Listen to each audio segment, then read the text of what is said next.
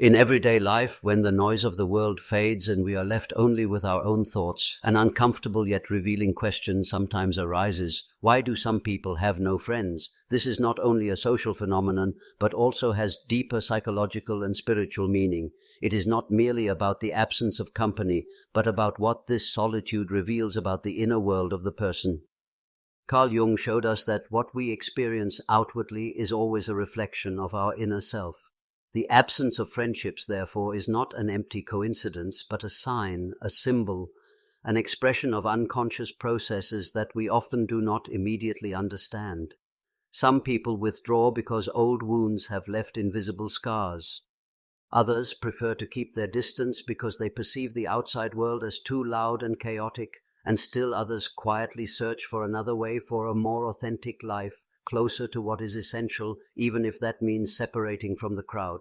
When someone has no friends, it is not only a social situation, but also a window into the soul, a window that reveals old wounds, longings, fears, but also hidden strengths that, over time, can transform into gifts. From a Jungian perspective, loneliness is never a coincidence. It is the language of the unconscious, urging us to look deeper and to recognize in ourselves what we have repressed or forgotten. Perhaps, just perhaps, the absence of external relationships drives us to build the most important connection of all, the one with ourselves. The absence of friends does not mean that someone is unworthy of them or lacks human qualities. Usually there are deeper roots in the unconscious.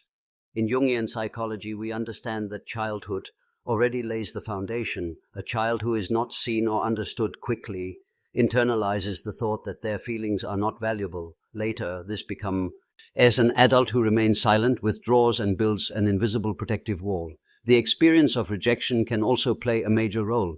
Those who have experienced exclusion, ridicule, or abandonment often develop the reflex to isolate themselves so as not to be hurt again. It is as if the soul, out of fear of new pain, prefers the protection of solitude over the uncertainty of human closeness.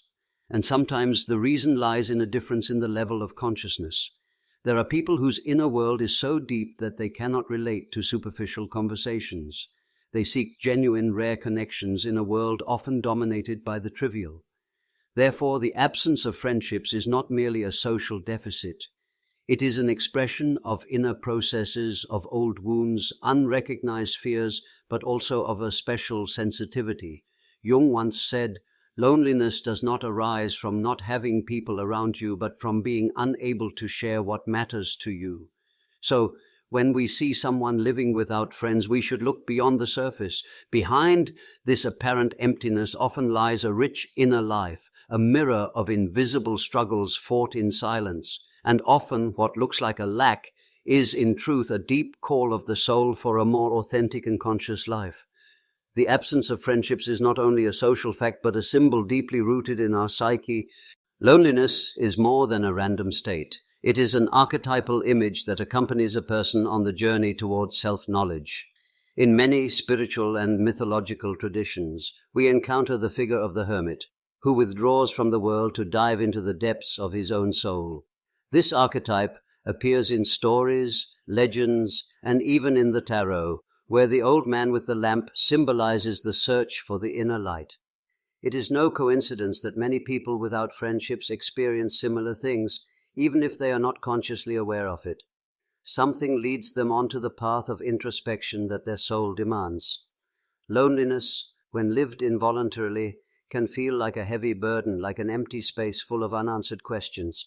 Yet, when its symbolic dimension is recognized, it reveals itself as a necessary stage in the process of individuation. Whoever remains, without the constant distraction of external noise, comes face to face with their own shadow, their fears, wounds, but also their unused potential. The collective unconscious speaks in symbols, and loneliness is one of them. It is a call for retreat, for silence, for an encounter with what cannot be heard in the clamor of society. Just as the mythological hero must pass through a desert, a cave, or the dark night before reaching his goal, so too does the modern human experience loneliness as a kind of initiation. Something that at first glance seems like social failure Having no friends can, on a deeper level, be a rite of passage. The psyche creates conditions in which the person is forced to look inward, even if they neither understand nor accept it at first. It is as if the soul says, "Now is the moment to listen to yourself before you can truly meet others." When someone in my practice said, "Doctor, I have no friends, I feel alone," I did not see only the absence, but the seed of a possible transformation. I saw the chance that this person, in the midst of their apparent withdrawal, might discover parts of themselves they would never have known in constant company. Properly understood, loneliness opens the door to authenticity and inner freedom. What looks like weakness to society can be a step toward inner strength for the soul. When a person manages to integrate their shadow and make peace with themselves, future relationships will no longer be superficial, but real connections born from their true inner strength. At first it often feels painful. In a society that measures a person's worth by the number of their contacts, the absence of friends looks like a personal failure. But from a deeper psychological perspective, it is not a mistake but a calling. The soul expresses its inner necessity for transformation in this way.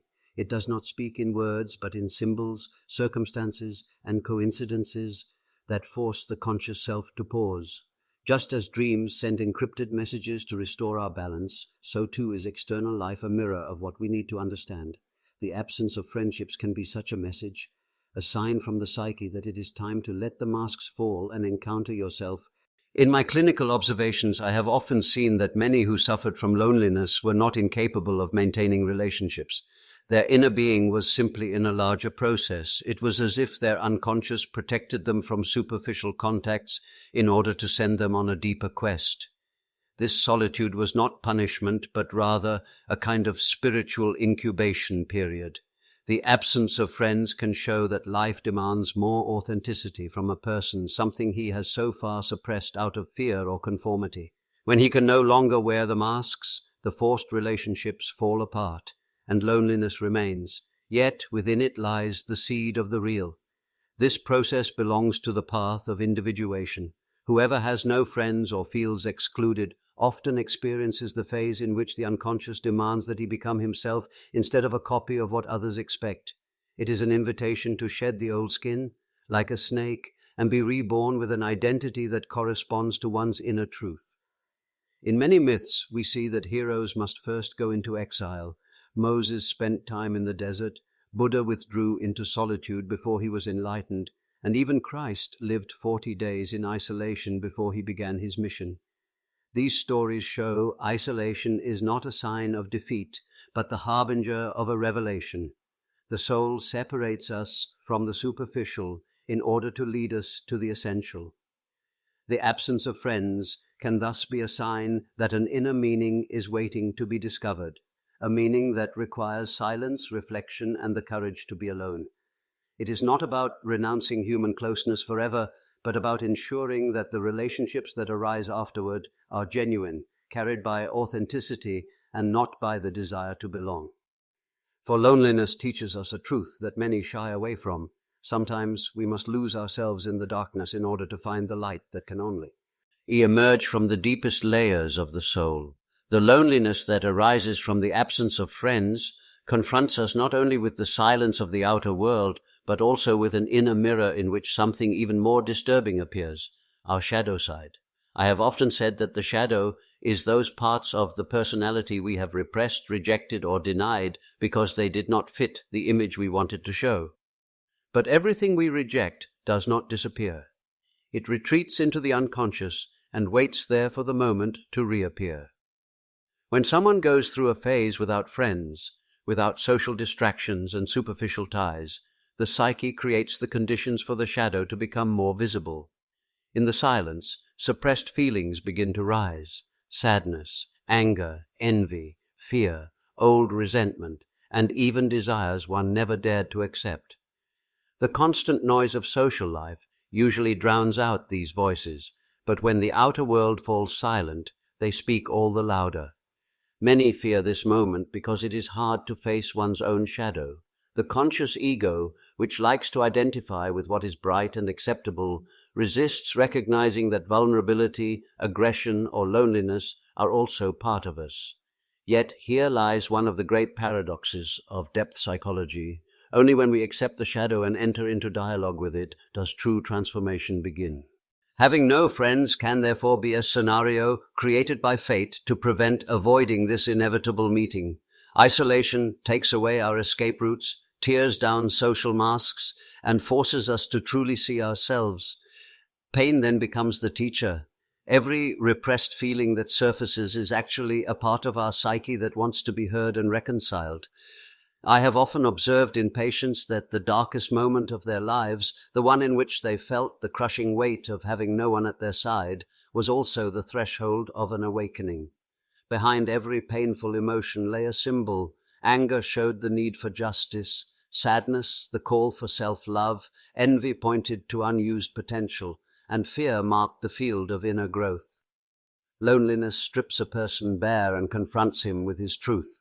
He can no longer blame the environment nor escape into company. He must acknowledge that what torments him also lives within himself. And in this painful recognition, in the courage to face the shadow, integration begins.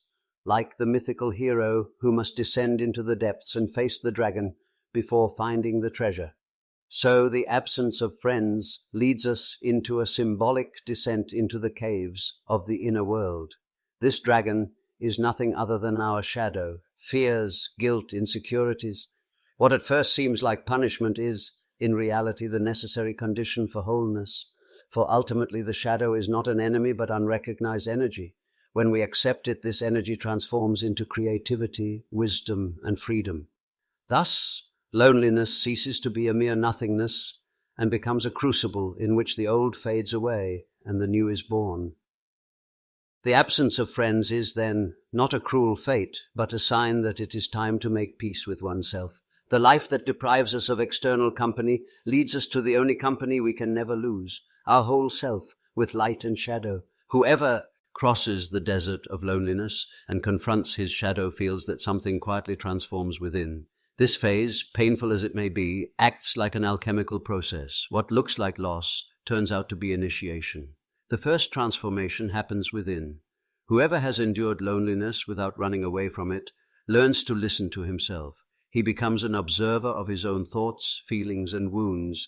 He discovers that he can endure his own company, and that within him lies a source of creativity, intuition, and wisdom previously drowned out by the noise of the world. This path resembles the myth of the phoenix. After burning in the fire of loneliness and the struggle with the shadow, man rises again from his own ashes, not to be the same as before, but to return with deeper awareness and an identity less dependent on external validation. And it is precisely in this rebirth that the possibility arises to build truly authentic relationships. The reason is simple. Previously, many social bonds were formed out of unconscious needs, from inner voids, unrecognized wounds, or fear of loneliness. Friendships served to fill gaps, avoid the shadow, or escape from oneself. After such a phase of introspection, however, the motivation changes fundamentally. Relationships no longer arise out of fear or lack, but out of inner abundance and freedom. In my clinical work, I have often observed that after a period of isolation, people draw different kinds of relationships into their lives. They no longer seek the crowd that distracts, but the encounter that nourishes. They are no longer satisfied with superficialities, but long for connections that allow growth, that share truth, and that accompany the path toward individuation. In other words, the pain of having no friends prepares the soul to find the right ones. What is fascinating is that this process changes not only the way we deal with others, but also our relationship to the world as a whole. Whoever has learned to be alone does not fear silence, rejection, or abandonment. He knows he can carry himself, and from this inner security he opens with fewer masks and more authenticity. It is as if such a person develops an invisible magnet. He no longer attracts out of need, but from the truth of his being. And this authenticity resonates with other souls who have also walked the path of self-knowledge. Thus, after a phase of loneliness, deep friendships, meaningful bonds, or even love relationships often arise, marked by honesty and maturity that were previously impossible. Symbolically speaking, loneliness acts like a portal. At first, it forces a descent into the shadow world. Then it allows us to re-emerge with a new, pure, and more conscious light. This light becomes the inner compass by which a person also chooses his companions. What at first seems like punishment turns out to be a path of learning. The absence of friends transforms into an initiation that cleanses and prepares the field for the new. And although this process is neither immediate nor painless, it is one of the deepest paths to inner freedom and to more lasting, truer relationships. If one views human experience from the perspective of the unconscious, one sees that nothing happens without meaning, even if, on the surface, it may appear so. Even that which hurts, like loneliness or phases without friends, carries within it a hidden purpose, a lesson the soul needs on its way to wholeness. The conscious ego, however, often misunderstands prolonged loneliness. The ego, accustomed to company and recognition, sees it as failure, a lack that must be immediately corrected. But, in truth, something deeper is happening, a call from the unconscious for inner transformation. The psyche sometimes leads us away from external noise so that we may hear the voices within. In my research and in the stories of patients, I have seen that loneliness acts like a secret laboratory of the spirit. There, free from distractions, the essential questions arise. Who am I really? What is the meaning of my existence? What gives my life direction? Such questions cannot be answered in crowds or through social approval, only in the intimacy of one's own soul. It is precisely in such phases that a new relationship with the spiritual begins to unfold. A person discovers that he is not truly alone, but accompanied by something greater. The collective unconscious universal archetypes, ancient wisdom revealed through symbols, dreams, and synchronicities. It is as if, with the closing of an external door, another opens, inward into the eternal. The soul needs silence to awaken. Without silence there is no deep listening. Without listening, no revelation. What seems like emptiness is, in truth, a sacred space, preparing the divine. That is why it is no coincidence that loneliness has been indispensable in all spiritual traditions. Prophets, sages, and initiates passed through long desert times, retreats into mountains, or periods of silence. They knew only in the absence of noise can the deepest truth reveal itself. In this sense, the absence of friends can be understood as an initiatory path, as a symbol that the soul is being called to look beyond the surface of life. Whoever has learned to carry himself in loneliness, whoever has discovered inner wealth without external company, is no longer dependent on the outside to feel fulfilled. He finds his center in the bond with the eternal, with what we call God the Self, or the wholeness of the psyche. And what is astonishing is this contact with the spiritual does not come as theory or dogma from outside, but reveals itself in living experiences, all in a dream full of archetypal images, in a chance encounter that illuminates the path, or in an inner sense of companionship, even in the darkest hour. Man realizes, there is something in me that does not die, does not break, that remains unshakable despite losses and absences. In this sense, loneliness is ultimately a spiritual teacher. It takes away the superfluous, confronts us with our fragility, and at the same time connects us with a source of strength that goes beyond the human. The ego may suffer, but the soul recognizes it is preparation for a life that is truer, more conscious, and more deeply rooted in the sacred that dwells in every person. I have learned in my life that what man fears most is often exactly what he most needs. Loneliness, as much as consciousness rejects it, is one of those mysteries. Many flee from it into distractions, into superficial attachments, into external noise, so as not to hear the inner voice. But those who have no friends, or who are taken by fate out of social circles, stand at a threshold, the threshold of their own transformation. Loneliness is not a sentence of punishment, it is initiation. The silent ritual the psyche prepares for those who must find the way to their truest self. For only one who dares to remain with himself discovers the depth of his soul. Individuation, the central process of my work, does not happen in the crowd, but in inner gathering. It is a journey toward wholeness in which we learn to reconcile the opposing parts of our psyche, shadow and light, the feminine and the masculine, the conscious and the unconscious. When life takes away external friendships, it gives you the chance to cultivate the most important friendship of all, the friendship with yourself. And no bond is more necessary than this, for from it grows the ability to truly love and live relationships without dependence, without manipulation, and without submission. Whoever has found himself in loneliness will later no longer seek in society for completion through others, but will share from his inner fullness. Loneliness shows us that true freedom does not mean being able to do everything we want, but to truly be what we are, without masks, without roles. It frees us from the tyranny of what will people say, from the fear of rejection, and from the compulsion to constantly please. In this empty space, without external companionship, we discover that life can be full of meaning. As soon as we stop searching outside for what can only be found within, the deepest truth, loneliness opens the door to the eternal.